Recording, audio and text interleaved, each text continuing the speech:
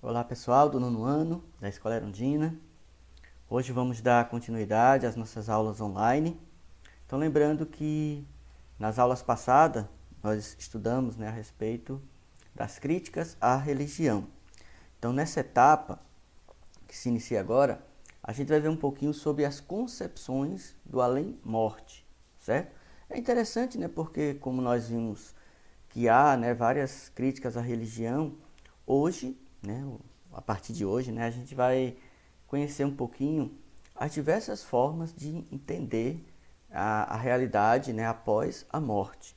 E isso tanto do ponto de vista das religiões, quanto do ponto de vista das filosofias materialistas, das outras formas de conhecimento. E para iniciar essa reflexão, eu queria chamar a atenção de vocês, para essa foto, que eu acho belíssima, que mostra várias lamparinas, sobre as águas de um rio.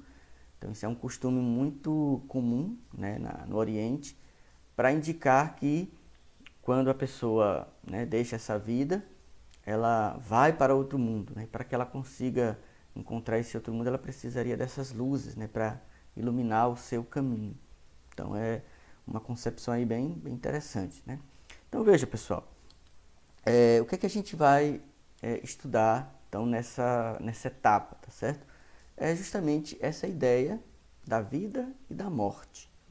Eu acho bacana essa figurinha, porque traz uma manifestação lá da cultura mexicana, e para os mexicanos a morte ela não é uma coisa triste, Claro, a perda em si, com certeza, mas eles têm uma festa lá que chama Dia de los Muertos, ou Dia dos Mortos, em que eles fazem memória, dos parentes, dos amigos, daquelas pessoas conhecidas que partiram, e para eles isso é uma maneira de mantê-los vivos, tanto na memória como lá no mundo dos mortos. Então, o Dia dos Mortos é uma festa alegre, é uma festa colorida, eles fazem piqueniques e celebram, a vida daquela pessoa que já partiu. Então, falar da morte, é também falar da vida, falar do significado que nós damos à nossa vida. E aí a gente traz esses questionamentos, que eu espero que a gente consiga aprofundá-los e respondê-los ao longo aí das próximas aulas. O que há depois da morte? A morte é o fim de tudo? Existe uma nova vida depois dela? Para onde iremos? Certo? E aí a reflexão. No decorrer da história, diferentes culturas, religiões e áreas do conhecimento têm procurado responder a alguma dessas questões. Então são questões que permeiam, durante muitos e muitos séculos, a história da humanidade. E muitas vezes a própria religião ela se consolida justamente tentando dar resposta aí a essas perguntas. Então, avançando um pouquinho, eu trago para vocês essa imagem também que eu acho muito bonita, que é do rio Ganges, lá na Índia. Então, o rio Ganges é um rio muito importante, para os indianos. Alguns até consideram um deus, então para eles é o rio sagrado, o lugar mais sagrado para a religião hindu é o rio Ganges. E aí você vê que a água, a água representando a vida, a água também pode representar a morte, a renovação. Lembra aí da história do dilúvio, que Deus renovou todo mundo através da água. Então a água tem esse sinal dúbio, é o sinal da vida, mas é também o sinal da morte, da destruição. Bom, veja só, nesta etapa serão apresentadas algumas possibilidades de respostas para o além-morte, passando por diversas culturas e religiões, e proposta de reflexão sobre elas. Nessa perspectiva, a vida adquire ainda mais importância, pois pensar na morte nos leva a refletir sobre a vida e como vivê-la em plenitude.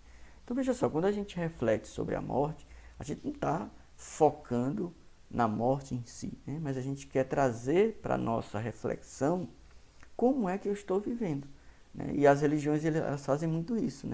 O modo como elas acreditam na vida após a morte condiciona, claro, o modo como a pessoa vai conduzir a sua vida aqui na Terra.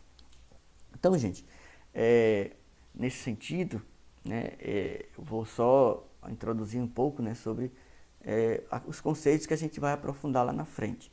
Então, essa imagem também eu acho bacana, né? Porque mostra o ciclo da vida, né? É uma imagem que reflete um pouco a visão hinduísta da vida, né? Você vê ali um homem velho, né? Arquejando, né? Meio que deitando, né? Morrendo, encontrando-se com a morte, mas depois ele se encontra, né? Com aquela mulher que representa ali a vida e continua um novo ciclo, né? Então, para algumas religiões, a morte é só um recomeço de uma nova vida, tá certo? Então, vejam só, as religiões procuram dar explicações aos seus adeptos para a vida além da morte.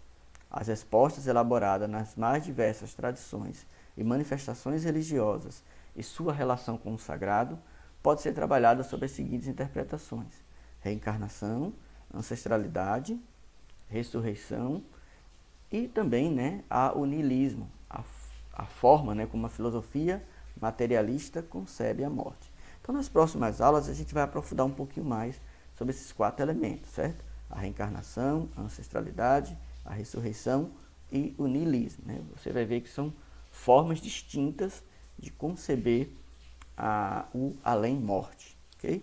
Bom, gente, para encerrar, deixo aqui a atividade da semana, né, e trago essa figura do filme Viva, a Vida é uma Festa, né? Um filme muito bonito que trata dessa realidade da morte, trata um pouco da cultura mexicana, né? Como é que a cultura mexicana concebe a morte.